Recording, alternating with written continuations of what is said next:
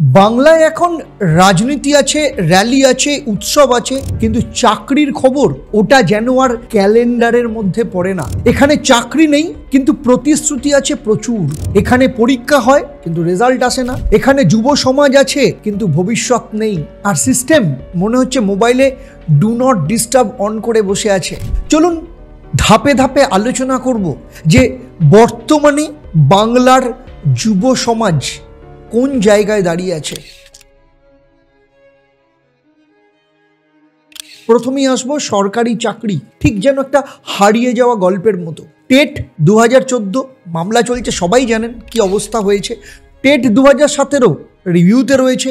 TET 2022 কোর্টে আটকে আছে। এসএসসি টাকা দিয়ে পোস্ট কিনলে চলে। আর গ্রুপ ডি সিবিআই তো দেখে ফেলেছে, আপনারা জানেন কি অবস্থা, কোর্ট বলে দিয়েছে। পুলিশ সেখানেও আছে, ফাইলের ভেতরে আটকে আছে।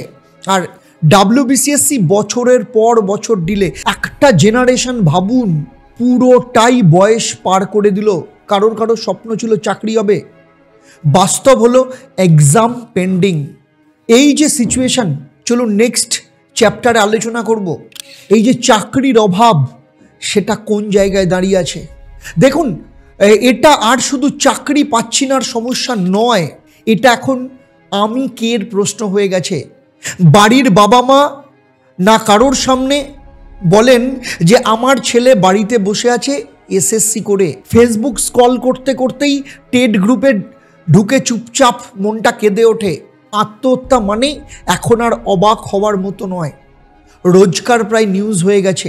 চিকিৎসা লাগছে মানসিকভাবে, কিন্তু ডাক্তারের থেকেও দরকার সত্যি বলাটা। তাই চলুন আলোচনা করব যে এই ষড়যন্ত্র কোন জায়গায় দাঁড়িয়ে আছে। দেখুন, এটা শুধু অদক্ষতা নয়, এটা পরিকল্পনা।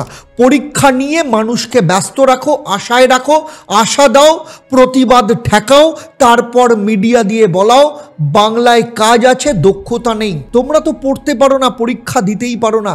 এরপর দাও সাইকেল, ফ্রিজ, টাকা, কার্ড, ক্যান্টিন। তোমাকে বলবে আওয়াজ তোলো, তালি ঠোকো, প্রশ্ন করো না। আর মিডিয়াও চুপ। স্বপ্ন বিক্রির ব্যবসায় জমজমাট। বাংলার মিডিয়া কোথায়? ভাইপো বনাম দাদার নাটকে প্রাইম টাইম চলে যায়। টিভি খুললেই দেখবে কে কাকে কাঁদালো, কে কার ভাইপো, কে মঞ্চে উঠলো আর কে কাকে নামালো।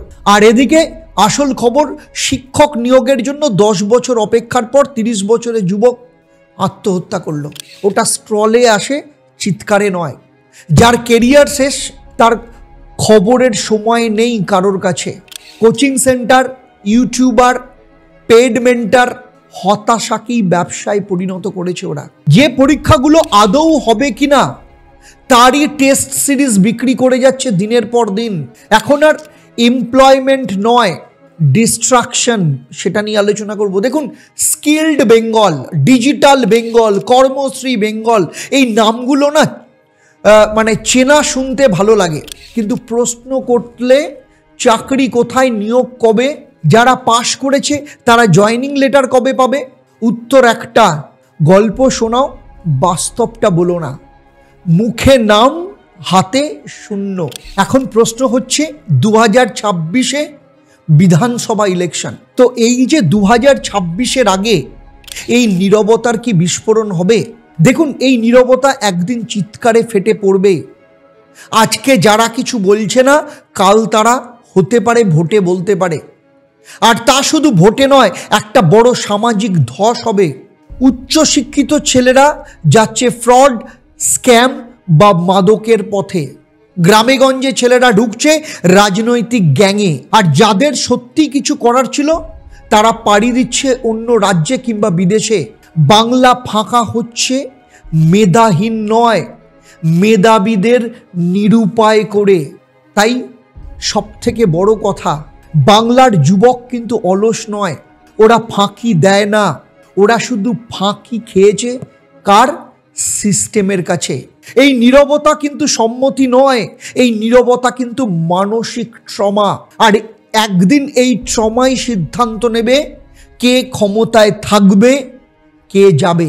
আর এই ভিডিওটা শেয়ার করুন যদি আপনি মনে করেন যে বাংলার যুবক সমাজের কণ্ঠস্বর আর চুপ থাকতে পারে না বাংলার যুব সমাজের কণ্ঠস্বর, আর ধর্মতলার রাস্তায় কিংবা সল্টলেকের রাস্তায় গড়াগড়ি খেতে পারে না।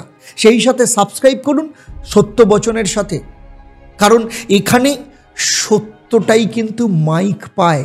তাই অবশ্যই যদি চ্যানেলে প্রথমবার আসেন সাবস্ক্রাইব করুন, শেয়ার করুন, এবং সেই সাথে বলবো ভালো থাকবেন এবং ভাবুন, ভাবা প্র্যাকটিস করুন।